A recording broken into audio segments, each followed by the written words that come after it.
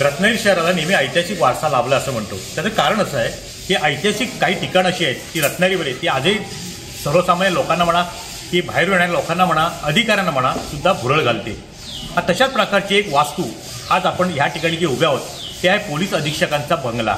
साधारणपणे 125 वर्षापूर्वी या बंगल्याचं बांधकाम झालं, निर्मिती झाली आणि जवळजवळ 25 वर्ष ब्रह्मदेशाचा राजा हिबा ह्या ठिकाणी वास्तव्याला होतं. आणि ह्या ठिकाणी ह्या आलिशान आणि ऐतिहासिक वेगळं अत्यंत बांधकाम वेगळ्या पद्धतीने केलेल्या ह्या बंगल्यामध्ये आजपर्यंत अनेक पोलीस अधीक्षकांनी आपला निवासस्थान बनवलं होतं, त्या ठिकाणी राहिले होते आणि त्यांची कारकीर्द सुद्धा तशी पाहायला गेलं तर चांगली गेली.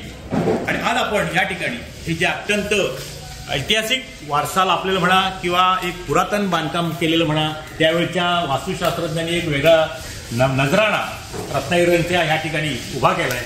आणि त्या ठिकाणी आता ह्या ठिकाणचं त्या पोलीस अधीक्षकांच्या निवासस्थानाचं काम सध्या सुरू आहे. आणि पूर्वीचा जर अस्तित्व आहे, पूर्वीची जी ढाचा आहे तो तसाच ठेवून वरचं रिपेरिंग किंवा इतर काम जे आहे ते काम आता सध्या सुरू आहे.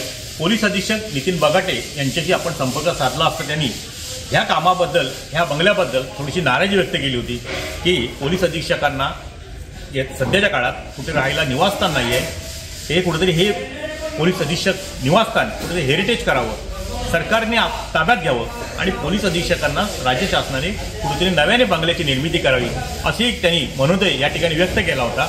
आपण खरोखर पाहतोय की हे परिसर हा तसा विस्तीर्ण आहे आणि अतिशय निसर्गाच्या वातावरणामध्ये आजूबाजूला हिरवीगार झाडी, त्याचबरोबर पाठीमागे विस्तीर्ण आवार आणि चारी बाजूला असं बंदिस्त कुंपण आणि हे आपण जे खांब पाहतोय हे अतिशय दर्जेदार त्यावेळच्या वास्तुशास्त्राने म्हणा या बांधकाम कारागिरांनी अतिशय वेगळेपण ह्या इमारतीमध्ये दिसून येत आहे. आणि आता येत्या काळामध्ये ह्या बांधकामाला मूळ त्याचं अस्तित्व ठेवून वरचं जे काही छप्पर आहे म्हणा किंवा बांधकाम आहे ते नव्याने करण्याचा प्रयत्न सार्वजनिक बांधकाम विभागाकडून करण्यात येतोय.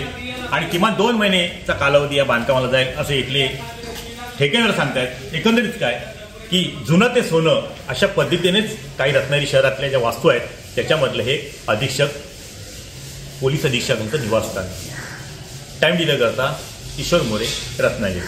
टाइम्स डिजिटलला लाईक करा, सबस्क्राईब करा, शेअर करा आणि बेल आयकॉन दाबायला विसरू नका.